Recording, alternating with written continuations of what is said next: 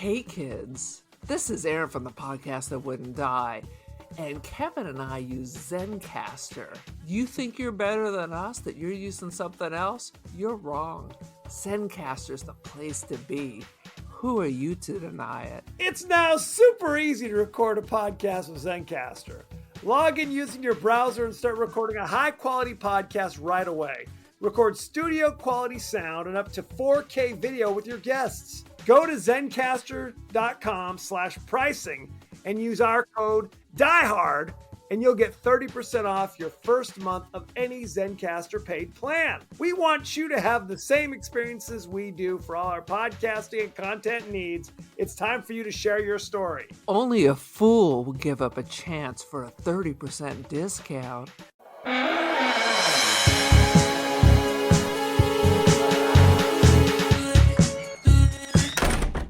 I've always written stories about things that are so terrible.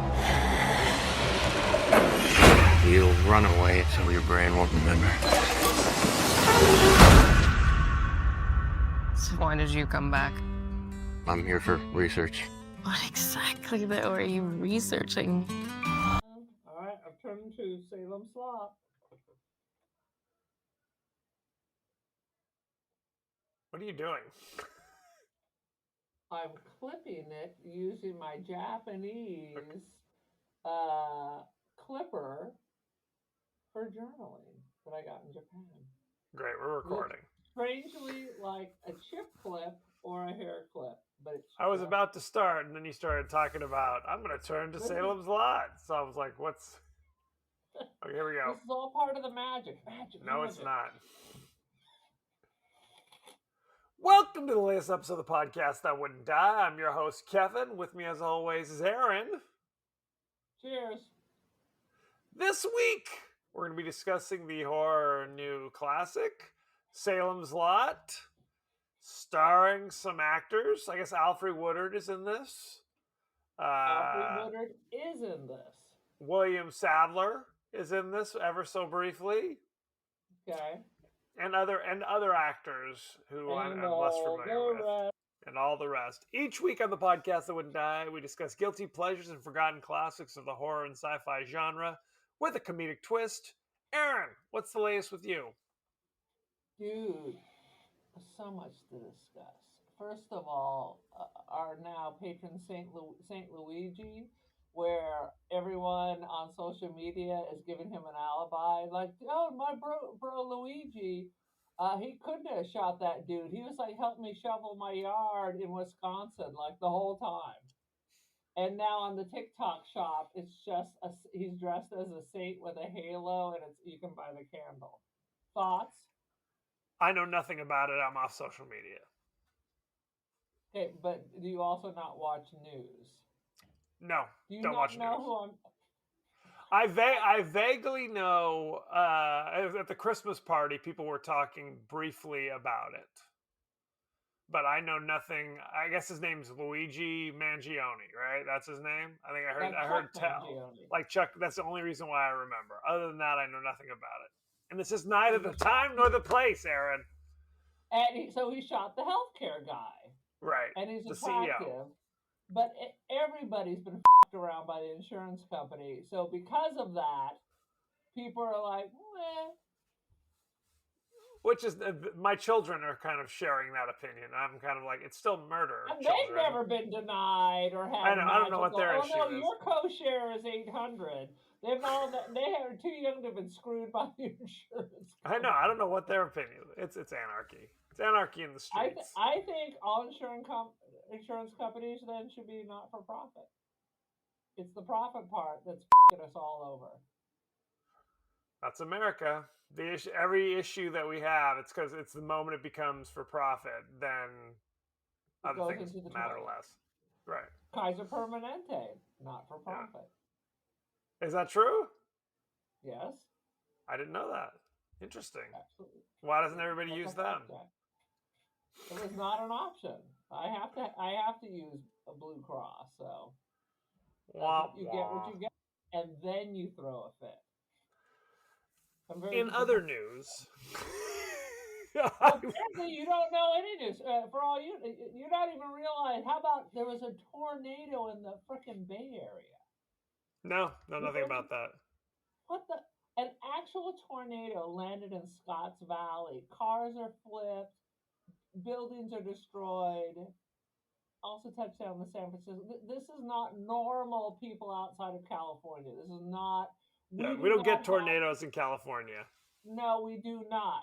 And I'm sorry, my brother is Amish now, and apparently doesn't follow anything that's not in the Bible. We don't watch the news, and we refrain from technology. And now you're what, a Luddite? You're gonna I'm a burn coal? Luddite. You got a victory garden? It's true. 100%. It's a happier life. It's a You happier you life. got rid of you got rid of your cell phones. You got a house phone back, where it's just cell I, phones or solicitors calling from 6 a.m. to 10 p.m. at night. that's the thing. The cold hard reality is we had landlines for years, and we realized if the phone rang at home, it was just a solicitor.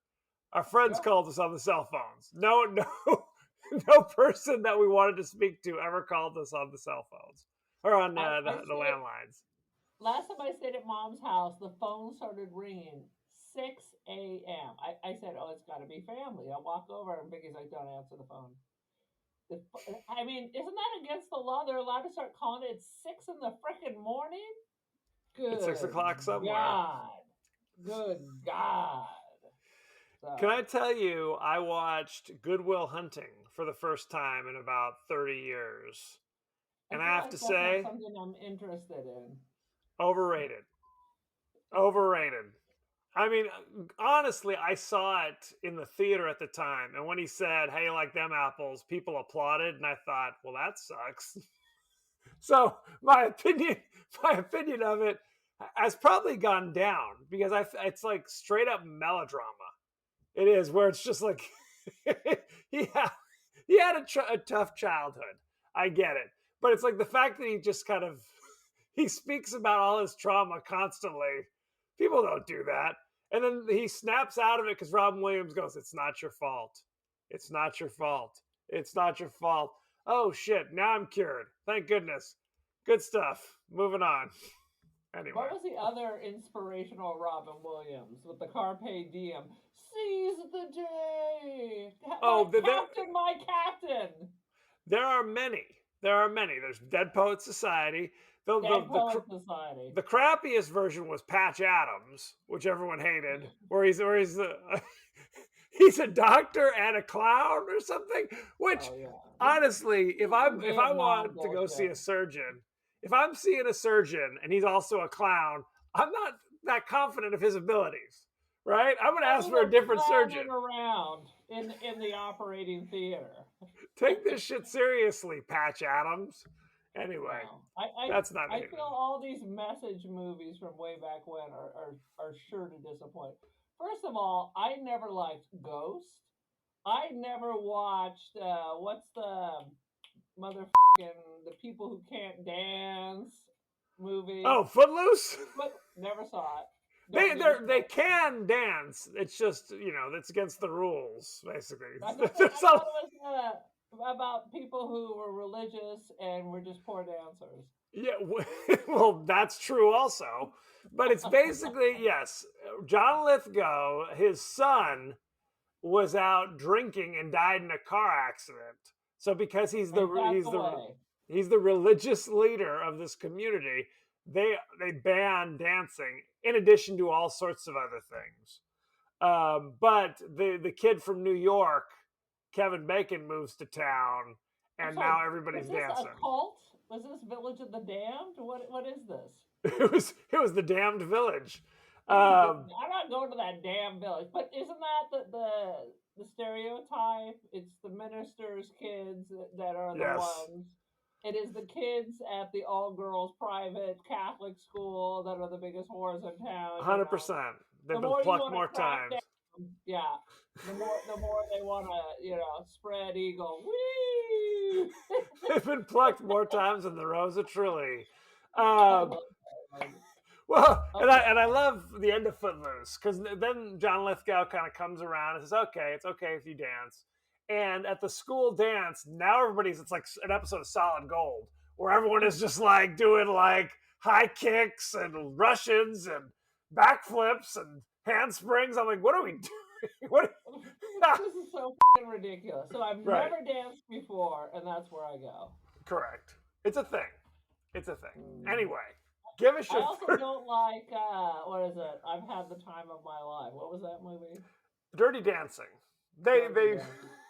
see you don't have any feeling inside of you is what it really is. Hey, you know what I'm saying? I watched Edward Scissorhands, and I always cry at the end. So there weren't enough scissor hands in Dirty Dancing, is what you're saying. Is that my? Morality tales that I don't know. They're not. Look, you don't put baby in the corner. Is all I'm saying. Well, sometimes baby's a bitch, and she needs a timeout. That is true. That's true. Well, she is. I watched a whole thing on Dirty Dancing on Netflix. They had the movies that made us. You're a big Swayze fan. Well, and at one point, it was going to be Billy Zane and Sarah Jessica Parker. How you like that? Billy Zane That'd have been out. That'd have been something. Anyway, give us your 30-second synopsis of Salem's Lot. Okay, so the backstory is Please. We already recorded this with our brother. Yes. But the whole thing crapped out. So we are re-recording it now without our brother, who was trying to record off his phone, so it just kept kicking him out every 5 minutes. Right. Which means we had to watch the stinker again. And by watch it, I put it on, and within 3 seconds lost total interest and went immediately to TikTok, because I got to get all my TikTok in before they ban it. And before I knew it was over again, and I was not compelled to watch it again. So, vampires come to a remote village, not unlike Northern Exposure. 100%. It's exactly like Northern Exposure. You got the wacky people who live. Oh, maybe I'll put my phone on silent. Oh, that's my cousin. And bad things happen. The writer comes to town to revisit his trauma. Maybe someone put him in the corner. I don't know. Starts hooking up with the local floozy, who's also been plucked too many times, like the Rose of Trolley. And people start menacing the writer, as one does in a small town. Vampires, vampires, vampires. Everyone dies. Except for, a couple guys. Driving. Boo. The end. It's a stinker. Riveting. Don't watch it. Riveting. Don't watch it. Read the book. The book is a freaking masterpiece. And even though I hated the Toby Hooper one, now I love it in comparison. Now it is a masterpiece. These are the two choices, Toby Hooper, I mean, everything is better. Everything is better. Not unlike Dune. Everything was better in the David Lynch. You're out of your goddamn mind. What are you saying? You lost me. I'm not a huge defender of Denis Villeneuve's Dune, but the David Lynch Dune is a goddamn train wreck. Anywho, that's neither here nor there. As you said, yes, we were trying to record an episode. Our brother Pat is hilarious, so we thought he would be great. But not this time. Oh, shit. Aaron's always dropping bombs on friends, family, neighbors.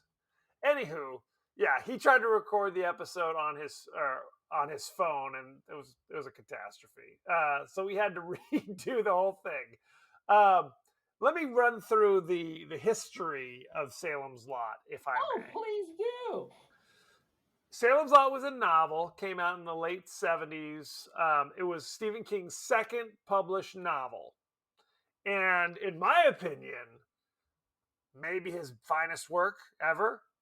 Maybe. Possibly. Couple years later, they made a made-for-TV miniseries directed by Toby Hooper that was wildly successful. Wildly successful. Then, late 80s, our friend patron Larry Cohen created Return to Salem's Lot, starring Michael Who doesn't Moriarty. like it? Which I have not seen. Oh no, I I- did. What am I saying? Did you Didn't see I? it? No, we haven't done it on this show. If that's what you're thinking. No. Um, Larry Cohen and Michael Moriarty, they're the Sonny and Cher. 100%. But it's from what I've read, I've never seen it. It was like a brief theatrical release and then straight to video, and it is widely derided as being crapola. And Then it's so disappointing because I thought it was in one of his short story, Stephen King short story collection. There is kind of a thing about returning to Salem Lot. Like some city people, their car break down, they're not dressed correct. for winter, things happen. So I assumed that's what that was. But now, Stephen King me- wrote a couple short stories in his collections where it's kind of like more to the story, something like that. But they're short stories. They're not full feature length things. Although that's never stopped him before. that didn't stop Children of the Corn, Lawnmower Correct. Man, The Mangler, all these other bullshit movies. Sometimes they come back. Yeah, the list goes on and on. Sometimes they come back. Sometimes they don't. Sometimes the audience doesn't come back. That's for sure. So then around the early 2000s, they did another made-for-TV miniseries, a remake, and I think this one was meant to be more authentic, like basically what the book was like. Because there's some differences between the book and the original miniseries, as we're going to talk about. The book is terrifying. Correct. The book is terrifying. Well, there's big differences between the book, The Shining, and the Kubrick, The Shining, too. Absolutely. So the original TV miniseries had like David Soul from Starsky and Hutch and James Mason and so Bonnie pretty. Bedelia. It's Fred Willard. It's actually kind of an all-star cast. So as you said, we saw this once like a month and a half ago. And because the recording was a nightmare, we had to rewatch this thing. And it was not a joyous experience. I couldn't do it. I made it to the part where the author gets to town, and I was literally on TikTok until the end of the movie. Are you freaking kidding me? You're not even going to remember what this movie's about, Aaron. I remember enough. Oh, shit, no, you don't? I guess... Test me. I guess we're going to find out the hard way. The plot is not so complicated that it's going to confuse me. No, but is there a Straker and a Barlow? Is there a drive-in theater for no apparent reason? Yes, there is. Yes, there is. Well, why don't we jump right into the highlights, Aaron? Take us away. What do you got? Take us away. I'm going to the number one highlight that makes no goddamn motherfucking sense. You know where all the vampires are hiding? At the goddamn drive-in in the trunks of their own cars. These are all old 70s cars. Those are the kind where the kidnapper would put you in and you're staying in. So correct. One, who's closing that? And how are the vampires getting out? And why aren't they just cooking in the hot car like a baby with a neglectful father? Yeah, this is an excellent question. You're jumping right to the thrilling conclusion of the movie, which I appreciate. And by thrilling, that's a stretch. Conclusion, yeah, that's reality. Well, because this scene does not occur in the book or any other adaptation. And thank you, Jesus. And thank you, Jesus, because it makes no goddamn sense. It's the worst. 100%. You're 100%. What we'd have to assume is the vampires drove their cars to the drive-in at dawn or just before dawn, took the keys out of the ignition, because this is the 70s, as you said, took those same keys, unlocked their trunk, climbed in with the keys, I guess, or just left the keys outside. I don't remember. There was a bunch of keys on the floor. And then they could reach up and close the door to their trunk. To their GMC Pacer, it locks. There's no there's no lever on the inside. How many Pacers were out there? Were there any Gremlins too? There was. There's a couple Pintos, and now you're First right. Of all, you're trapped. These are local vampires. Correct. I mean, sometimes they can, vampires always have that ability to snap out of it for a moment when they're trying to trick you. Yes. Now, if I was a vampire and my options were hanging out at my house or sleeping in the trunk of my mother effing car, stay at home. Right. Why Well, this does is my lord and master want me to go sleep in the back of my Chevy Nova? correct. This is Maine. So they have basements, right? Yes. They don't- no, it makes no GD sense at all. That part was a total freak show. Um, let me rewind it a bit, if I may, Aaron. You may. Basically, what the plot of all of these incarnations is: Ben Mears is an author who spent some time in his childhood in Salem's Lot when it was just kind of a small town, and then moved away, became a quasi successful novelist, and has come back because there was kind of like an old haunted house, like a The jacked up house, Marston House. the Marston House up on the hill that Which affected him greatly. because it looks like the crazy psycho house because it has like that mansard roof. 100%. So he's come back to write about this house, right? He had an experience when he was a kid, it affected him, blah blah blah. Also arriving to town that same weekend, evidently, is these two European characters, if you will, who've come to open up an antique shop. And it's Barlow and Straker Rare Antiques to this little small ass town. It looks like fucking Needful Things, right? It's Castle Rock, right? It's all of the, Right. it's Derry, it's every other Stephen King mythological town in Maine, essentially. And you only see Mr. Straker because Mr. Barlow is quote unquote out on a buying trip in Europe or some shit. Basically. Okay? So they're new to town as well. Okay? And the shit goes down because a little boy goes missing. Basically. Right?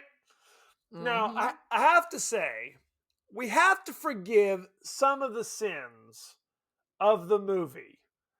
Do we? Why? In the sense that, look, it's like a 350 page, 400 page book.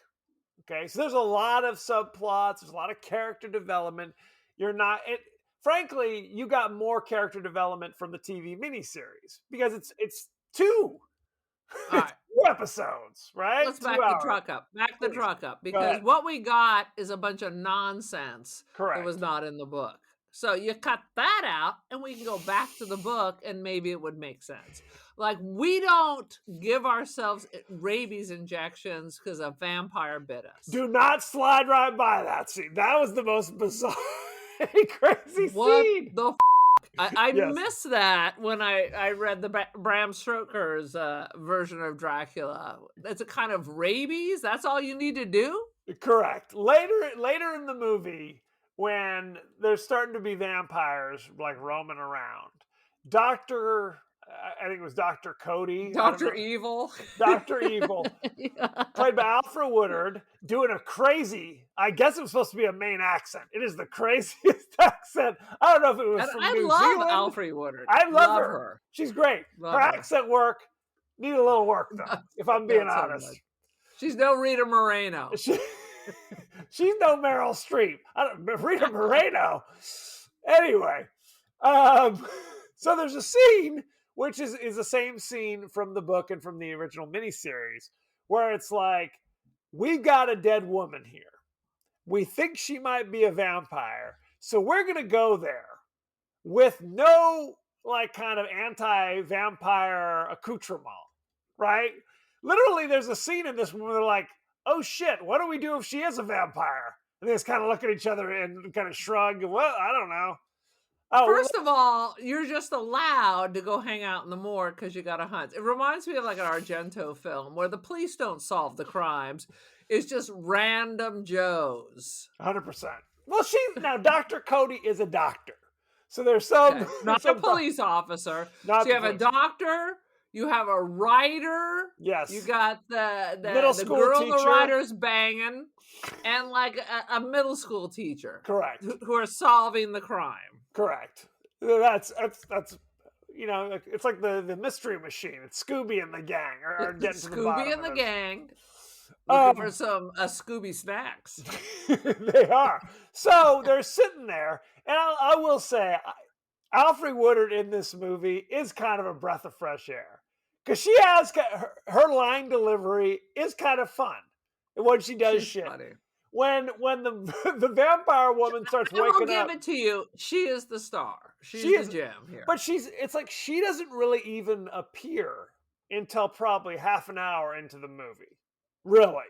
Because she's not the main character is Ben Mears, and the actor who does this, I've seen him in a few things, but he's kind of a cold fish. He's kind of a blah, right? He's bringing nothing. He bringing ain't nothing. no David Soul. He is goddamn no David Soul. No question. Not enough soul. You know what I'm saying? Not enough soul, my bro. So she's there going, oh shit! When the vampire moves, she literally says, "Oh shit!" I'd be like, out! I'm out. Mother, you go wrestle the old crazy Glick lady. No. They are like hastily coming up with some crosses by frickin' taping tongue depressors together, and they're like, "Well, this isn't working. Maybe we should say some prayers or some shit." No, Bless don't this do that. cross. Yeah, it's a whole thing.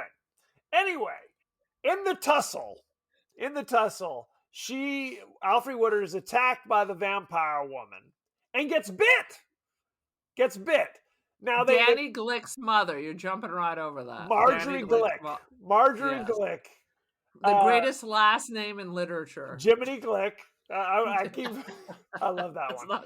If only Jiminy Glick. He was the uncle who came to stay. Absolutely. So they ward off the vampire woman. She, I don't know, turns to dust or whatever the hell happens because they touch her with the tongue depressor cross. And Alfre Woodard's like, give me my medical bag. And it's kind of like, what you gonna do? What's she gonna do? You got bit by a vampire. She takes some alcohol, just kind of pours it on herself and says, give me the rabies shot. Because I carry around rabies shots. So she gets the goddamn rabies shot. And like the woman has the friend, the receptionist, whatever she is, inject her with the rabies shot. And I remember thinking, that's not going to work. And yet, it worked. She was cured. It's a miracle. It's a miracle cure. If you get bit by a vampire, pour a little Bactine on it and give yourself a rabies shot, and you're good to go. Easy peasy. Then why aren't they rushing to the hospital and start knocking out all these people who have this pernicious anemia? Pernicious anemia. Well, I think what it is, if we're to believe this bullshit, you have to do it while they're still kind of alive. You can't go to the morgue. Not the dead people, right? But if you're still alive, the people are going to the hospital. Right. Well, I think now it's too late. At this point, everybody's vamped up. Well, frickin' Matt Burke, the middle school teacher, was killed unceremoniously, and that's the other thing about this movie. It's like I think the same people die who died in the miniseries and in the book, but they die in a different order and in a different way. Right? It's like that's right. They're like, Stephen King's pretty good, but I think we could do it one better. Well, I'm kind of sympathetic. I wonder if on one level they're kind of like, we just can't do the same thing again. So now we got to mix it up. It's like when they do these superhero movies where they change, like, well, here's a lesser known hero, but we're going to try to fake out the fans of that person by changing, like, actually, they don't become that character. It's a different person entirely who becomes the character to add some suspense or drama. I don't know. It makes no sense. It was me no like. Well, and that's the thing. So it's like we haven't even talked about little what's his name, Lance Kerwin, but not Lance Kerwin. What's the character's name? I don't know. But he makes no sense. I mean, God bless him. I'm sure he's a brilliant young actor. But the way they did this character is terrible. You know they're trying to do a Stranger Things vibe going on here, but instead it was just irritating. This is Right. not how kids behave. So this is I mean, God forbid, Lance Kerman was way too old to be hanging out with the Glick kids. I think he was 23, it looked like, hanging out with a bunch of 12-year-olds. Correct. In the original miniseries. And in this one, I Yeah. guess he's the new kid in town, is Right. what we're supposed to think. And I don't know, because they recast it with an African-American boy, which is fine. I mean, they have Who Alfred cares? Woodard in a gender-swapped, racial-swapped role from the Who original cares? miniseries. It's fine. I mean, granted, it's Maine, it's not Iceland. There are going to be some black people There's running two. around. Right. Two people moved there finally. Finally. So the thing about this kid, so this is literally, there's two characters who last and basically become kind of like our viewpoint characters. It is the David Soul, Ben Mears, and it's the boy whose name has jumped out of my brain, and I can't believe I'm not remembering it. That's fine. They figure out that there's vampires doing vampire shit. So this kid, there's a scene where what was it? One of the Glick boys is now a vampire, kind of clawing at his window, trying to hypnotize Danny, I him. think. Was it Danny? What's the other? There's Danny Glick, and there was the other Glick. Jiminy. It was young Jiminy. I don't remember, but that was, I remember from the 70s version, was a terrifying moment where it's like the smoke is moving like backwards and he's kind of floating. Let me in. Which is why you need good curtains in your bedroom. 100%. Very important. Close Very those damn important. curtains. Well, because that's the thing. Vampire lore says that the vampire will not just come in. You have to invite him in. So but in this one, they're putting you in a trance and trick you into inviting them in. Well, and they did do that in the original miniseries. They didn't. Right. Now in this one, it'd be like they kind of look at you and your eyes would kind of turn purpley to kind of show that you've been hypnotized. So they did do some shit with that with this one. The problem is this young actor who, how old do you think he was? 10, maybe 12? I don't know. Youngish, just never really conveyed, oh shit, I'm afraid. This is some shit. You never got that vibe. He's going up to the vampire house on his own to handle business. Made no sense. And the adults are like, whoa. I'm like, dude, you're too stupid. You're just going to get killed. You're not rolling up there on your own. Come on. It was too much of him being very casual. Like, look, later in the movie, his parents are killed. And too adult. He's a kid acting like an adult. Correct. Like he's some superhero. Which we hate. I found that irritating. We hate that. Well, and generally speaking, I hate kid protagonists in, what are supposed to be adult movies. If this is frickin' My Girl or some shit from the 90s where it's like, Home Alone, fine. Be a kid protagonist. But when it's meant to be kind of like this is adult fare, I don't need a kid protagonist. 100% they threw that kid in there to get that age audience. I'm telling you, it's a Stranger Things. Well, but I mean, the character existed in the book, and the character existed in the miniseries, so it's not some new creation. Lance Kerwin was being knocked around left and right by David Soul. He was not put together. He was spasmodium left and right. He was spasmodium. I think we can all agree on that one. But no, so this kid never seemed that concerned, because you're right. There's a scene where he's like, again, later in the movie, his parents are killed, so he's like, now I want my revenge or whatever. This is well before. He literally has no emotion. He really is not emoting anything. It's like, everybody's dead. I'm just going to go handle it, and then we go back and build a model. Right, his Tycho model, as we've talked about before. But he goes to the terrifying Marston house, which would be terrifying with no vampires in it. Let's be honest. And he goes into the basement he goes into the basement. Now, granted, I think like the middle school teacher shows up about that time and that's the thing. The middle school teacher is the one who kind of figures out that there's vampires because he brings home the lonely gravedigger from the bar, which sounds worse than it was, if I'm being honest. I mean, that's what kind of bar was this, by the way? Well, it's a small town. It's hard to meet people. It's hard to meet people, 100%. So, and then the gravedigger is killed by one of the Glick boys. So it's like now shit's getting serious. People are dropping like flies. Problem with this movie, and we've talked about this before, is the fact that because it's just a 2-hour movie based upon a 400-page book, is you're not getting the character development. So when a character dies, you kind of don't care. You're like, okay, I guess he's dying. How are we supposed to care when the characters on screen don't seem to really give a instead right. of this mommy, no, it's more like Ooh, I guess my friends are dead, and now my parents are dead. Moving on. Right. I know no one in this town. Whatever. Right, because that's the thing. When they go to wherever to visit the morgue to find out about the woman's now a vampire. Now, like everybody, like half the town is turned into vampires now. Where literally the middle school teacher is a vampire, where I think in the book, he's a much older guy who dies of a heart attack. Basically, he's like, this shit is serious. Oh, there goes my heart. And that's how he dies. And I think he dies later in the movie or later in the book. Yeah, if I'm remembering that sounds this. right. That sounds right. Right? Where in not in the bowels of the earth with the little kid. We're just going to call him Stranger Things.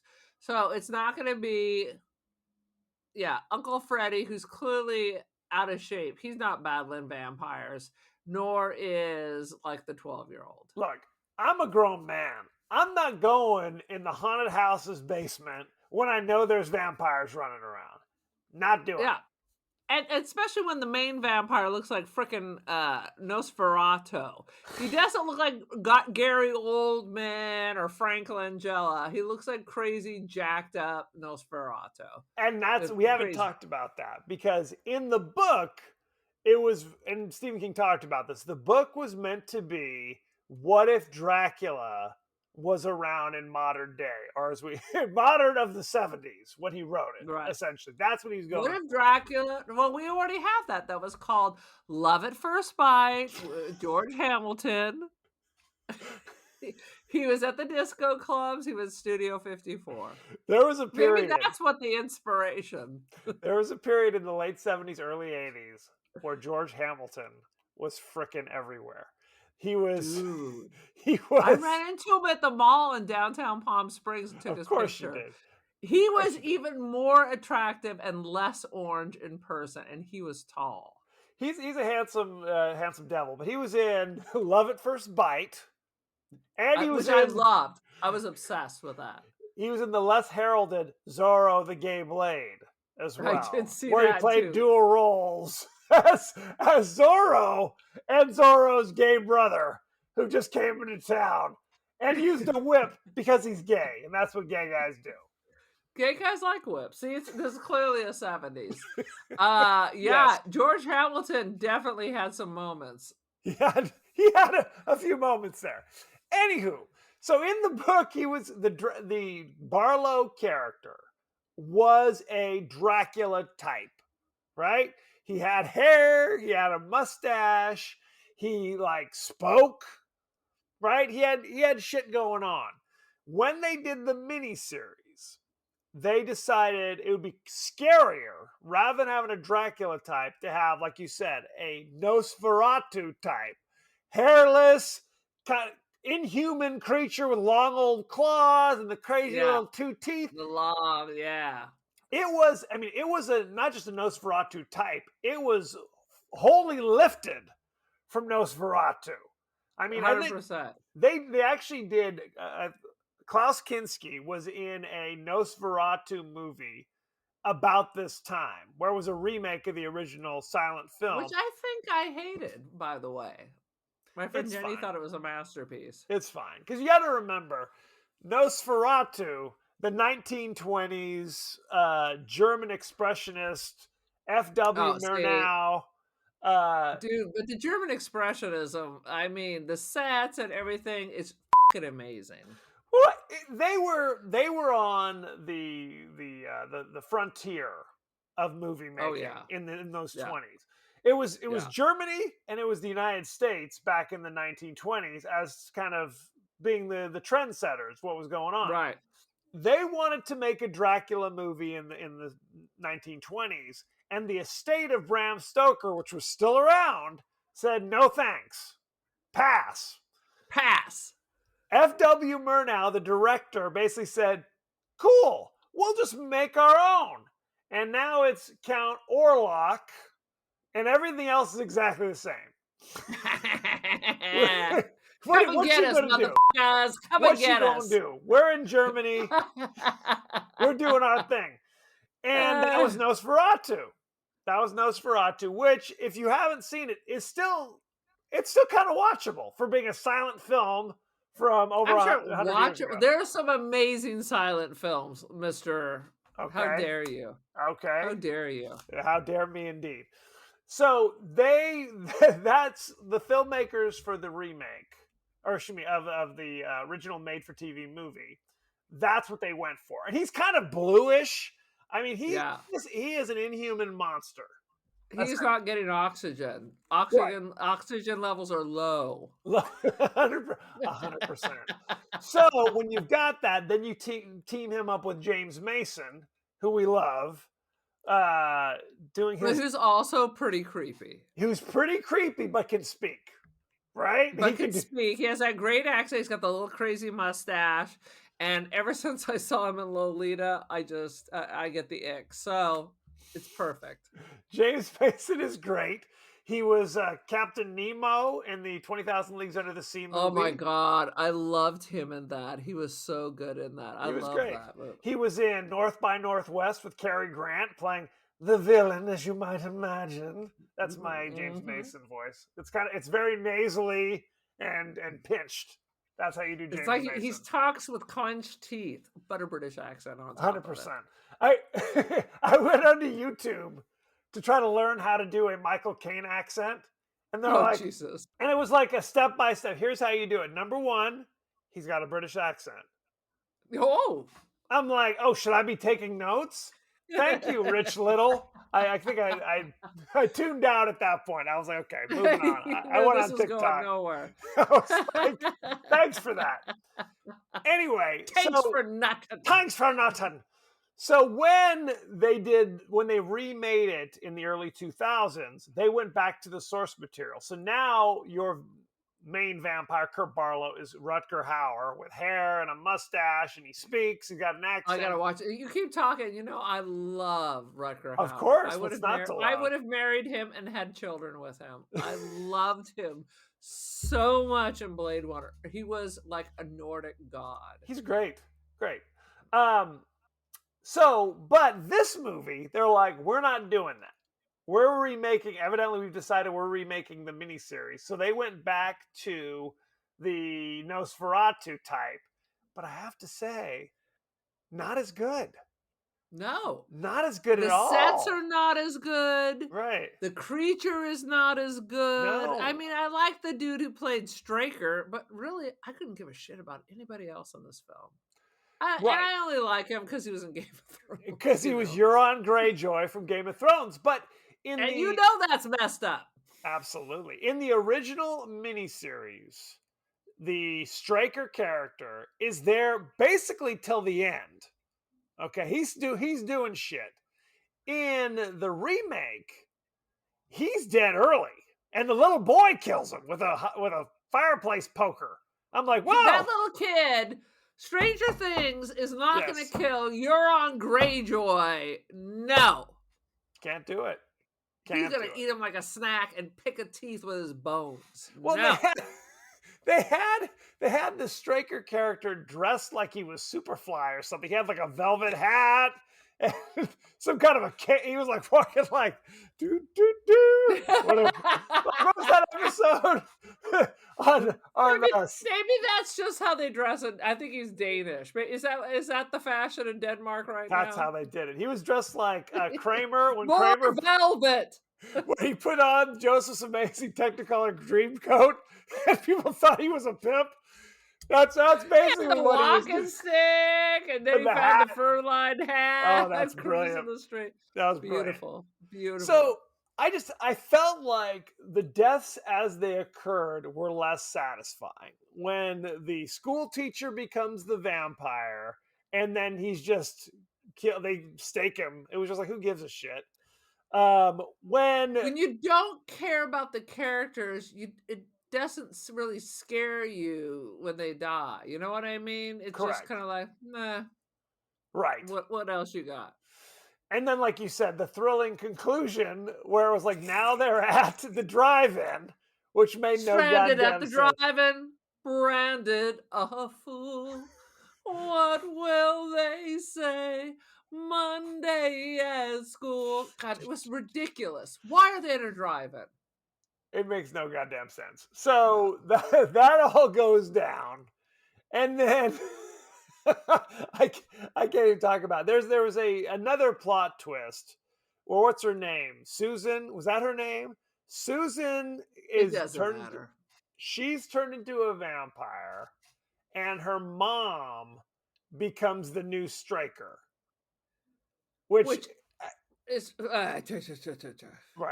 The whole thing made no goddamn sense. That's right. We didn't need a new Striker. They could have kept Euron Greyjoy and had him do more creepy shit. He could have it could have been like where he starts dating one of the moms or something, you know what I mean? Or maybe he's asking out the writers. They could have done something else. They could have done many things. Do you have any other thoughts and feelings? These are my thoughts and feelings. Lay it on me. Read the book, and if you're illiterate, then watch the miniseries. Do Audible. You don't even read books, Aaron. You just listen to them on tape. I read 800 pages of that Game of Thrones history. I read it. I read it every day at lunch for an hour. And you read it or you listened to it? Let's be truthful. No, I bought the book and I read it because okay, it was a book I wanted to read. Unlike the bullshit you and the rest of the family try to make me read. That's an Audible. That's an Audible. Fair. Okay, well, why don't we go behind the scenes then? Please, let's put an end to this. My soul hurts. Writer Gary Dauberman told Den of Geeks in June 2019 that his goal with the new version of Salem's Lot is to make vampires frightening again. He wants to get away from the sexier, more romanticized undead like Twilight, things like that. Okay. You didn't do it, friend. Failed. You failed. William Sadler, who plays the sheriff, who's in like 3 scenes. Evidently, this is the 4th Stephen King adaptation he's been in. He was in. Can you name any of them? Let's start with that. Now, one of them Salem's Lot. So, what are the other 3? So, which actor am I thinking about? William Sadler, who played the sheriff in this movie. Oh, no, I can't think of any of them. But I know him. He was in Shawshank in 94. I guess I saw that. He was in Green Mile in 99. Never saw it. And he was in The Mist in 2007. Oh, Lord. The Mist. Boom. The Mist, the fog, the light rain, the muggy summer afternoon. Correct. Let's see. Amongst a survey of its users, Fandango ranked this adaptation as the #1 most anticipated horror movie of 2023. Yes, everybody was anticipating it. And then they saw it. Wah, wah, wah, wah. Let's see. In March 2024, Variety reported that this film will now release exclusively on Max on an unspecified date later in the year. Mm-hmm. They're like, we don't really know. You can't release this shit. We'll lose a fortune. Pretty much. Well, they've started Sell doing. I it to think Warner HBO, Brothers. and we'll cut our losses. Warner Brothers, if I'm remembering this correctly, has in the last couple of years has made movies. Then they looked at it and said, "You know what? We're just going to shutter this and never show it to anybody because we can make more money just taking the loss on the insurance." Yeah, So that would have been one of this movie, in my opinion. that was an option here. Yeah, they should have. Mhm. Let's see. So James Wan was the producer and director of horror and action films like The Conjuring, Aquaman, and many others, and was set He to was. produce this one. Oh, he was set to produce So it. I think he probably wound up doing it because it's like if you look at the poster for this movie, it says from the creator of the Conjuring universe and a producer of it. I like that, and a producer of it. Which I'm on the record saying So I he thought did part produce one. it? I thought he Yes. was going. Oh well, then, dude, you should have Let shelved me this. let Now, me look what it says. you're tainted, tainted Tainted blood. love. Well, Gary Dauberman wrote it and directed it. Let me see who produced this. Is it an executive producer or a real producer? James Wan was one of the producers who did the Conjuring stuff. Yeah, another Stephen King is an executive producer, so that doesn't really matter. No, that doesn't matter. But he was the producer for this? Yes.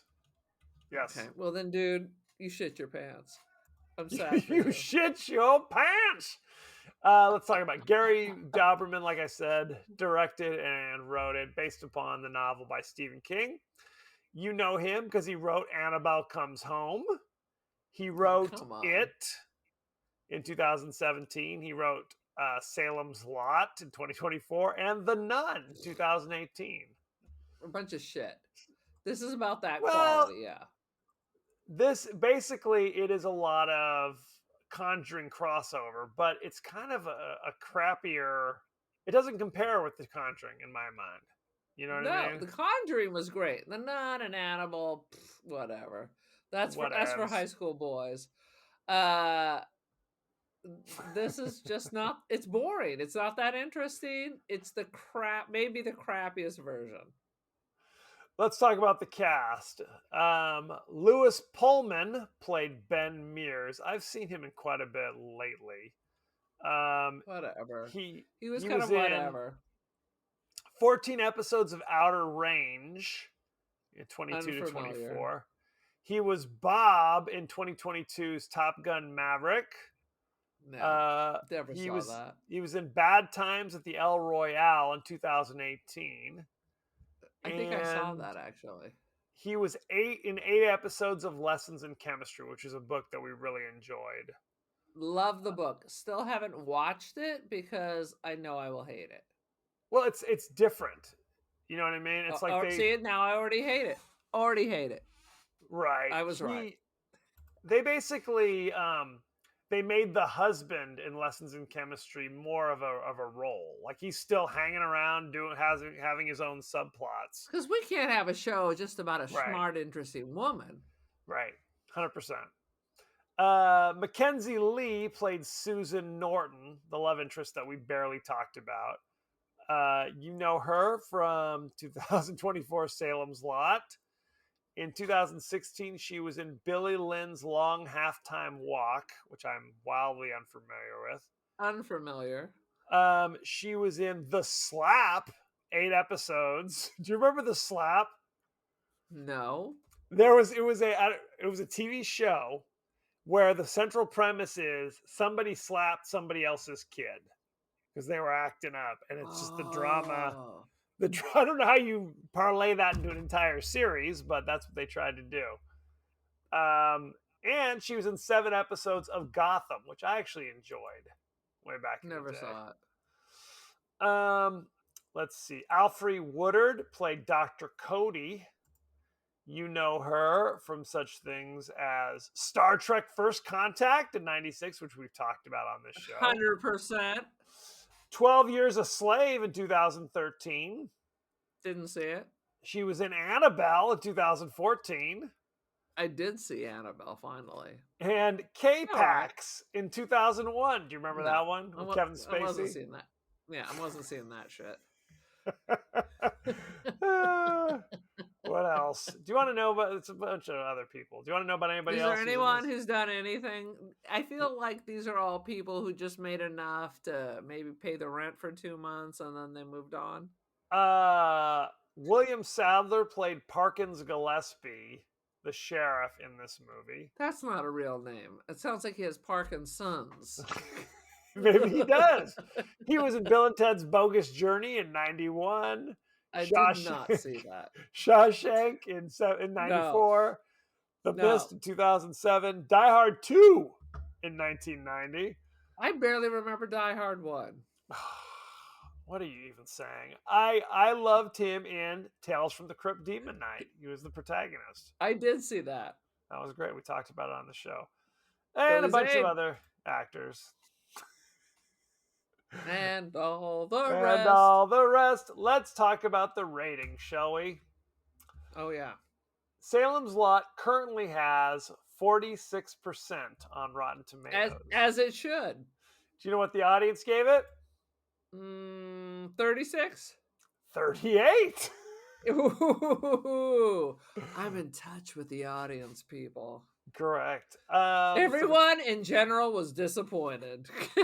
we had high expectations, and we're sorely disappointed. Let's look at the top critics. We have Nick Shager from the Daily Beast. He says, a reasonably faithful and effective thriller, light on legitimate frights, but polished and unnerving. Okay, bullshit. Are you getting paid? You're getting paid for good reviews. Are you on the tape? This is payola. It's 100% payola. Megan Navarro from Bloody Disgusting says, it's an adaptation that feels heavily tampered with, gutting all story and character development in favor of empty vampire scares. Okay, there were no scares, so just empty of everything. How about that? It did have Gordon Lightfoot, so that gets you something. There are two good things. There's what's his name? What's his name? I'm having a mini shirt. There's Gordon Lightfoot. Gord's gold. And Ron Greyjoy. That was all you need. What is your rating for this movie, Aaron? I am just giving it one piece of crap that I'm flushing it down the toilet. Don't need to see it. You gave it 1 out of 5? Yeah. It sounds like you are saying it's the worst. It's not. I mean, Take a minute. It's pretty shitty. It's not the worst movie in the whole world, but there's so many better versions of it that it doesn't need to exist. How about that? Okay, fair. I did not think it was a total... Oh God, I swear to you, I'm gonna come through the screen if you give it a fucking 3, Kevin. I'm coming through the screen. I give it 5 stars. It's gonna be Videodrome, man. I'm Videodrome in this situation. No, you thought it was a piece of shit. I just thought it was very forgettable. It's not something that anyone needs to talk about. And yet, as I said, and yet it sounds like we agree, yet you are arguing with me. Well, because you said it's not the worst movie I've ever seen, but 1 out of 5. I think that's ridiculous. It's not a 1-5er. It's more kind of pointless than truly offensive. I am saving the audience from a waste of their time. I give it 2.5 out of 5. See, I'm Videodroming you like at 4 a.m. That's a failing score. It's a failing score. It's too hot. At 3 a.m., your eyes are going to click open, and I'm going to be crawling through your screen. You'll be Jiminy Glick coming through my window? I'll be Jiminy Glick. I'll be some Myron, yes. I'll be Videodroming you, whatever. There you go. No, I always loved the original Salem's Lot. I own the original Salem's Lot miniseries on streaming. Lord. So I was always a fan. I thought that, like, I was probably 7 or something when that movie came out. And I remember it was terrifying. as a 7-year-old watching it, and that not just David Soul's performance either. Let me tell you. How about the end when they're in Mexico or some deep in South America? And I mean, they look rough. And then the Yes. girlfriend shows up. That was really That was it. effective. And I have the hiccup. Sorry. It was good stuff. It was good stuff. This, not so much. It was No. the greatest sin that this movie has going That the against it. devil ever told. It was such a bummer. That it was such a disappointment. I was so jazzed to see it. And then I watched it and I was just like, what the f? So it's not horrible. It's more pointless and forgettable, in my opinion. Pointless Do and not boring. see it. Pointless. Agreed. Agreed. No one's bringing their A game to this shit. No. Even you're on Greyjoy. Not even you're on. So, such is life. And last thoughts before we move on with our lives. As I said, skip it. Also streaming on Max, because after this was over, I got, you might like the original Salem's Lot. Click on that. See that It one. is richer film. It's a much richer film. The sets are cooler, the inside of the house. I mean, it's not as good as the book. It's a made for TV, but compared to this piece of shit, it shines like a bright diamond. Shine bright like a diamond. 100%. 100%. So, thank you very much. Go to our pages across social media. I'm not on X anymore. Erin still is, so send her some DMs. X gonna give it to you. Erin is still on X, although she's had notifications turned off for 10 years. So I only ever checked it when Kevin said, hey, check X. I'm still on Blue Sky, Threads, that's not a real thing. Instagram, TikTok. You can also email us, the podcast that wouldn't die, at Gmail. We are on YouTube. You could be watching us right now in all of our glory. I put on lipstick and everything. That's reason enough to tune in, I would say. I am wearing my pajamas, but I put a sweater over it. Nicely done. The Christmas pin. You can also listen to us on Apple Podcasts, Spotify, anywhere the finer podcasts are available. So don't forget to like, share, rate, and review, won't you? Won't you please? Erin, what is your social media situation? Oh, dude, I got something fun.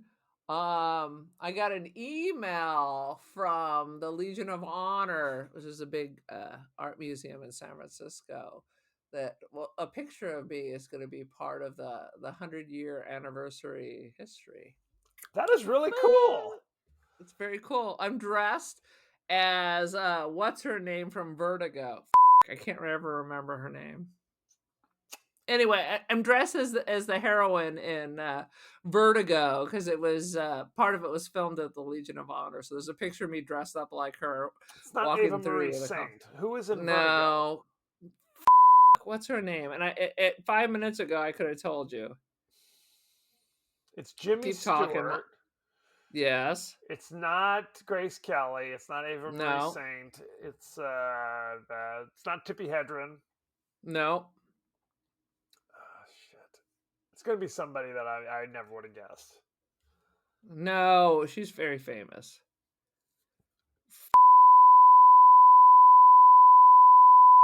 Anyway, so Kim Novak. Kim Novak. I'm Kim Novak. Kim Novak, 100%. If she shopped at White House Black Market. So check out that good stuff. Now, as we like to do you have more you'd like to say? Because you're kind of gesturing wildly. No, I was thinking, because you told me to go find something, and there was something on TikTok, but oh no, now I gotta listen. Oh, what are you doing? I have something to read to you from TikTok. Okay, well, let me set it up. As you know, Set it up while I look. We like to share the thoughts and feelings of our friends across the interweb. The Oh, interweb. sweet Jesus.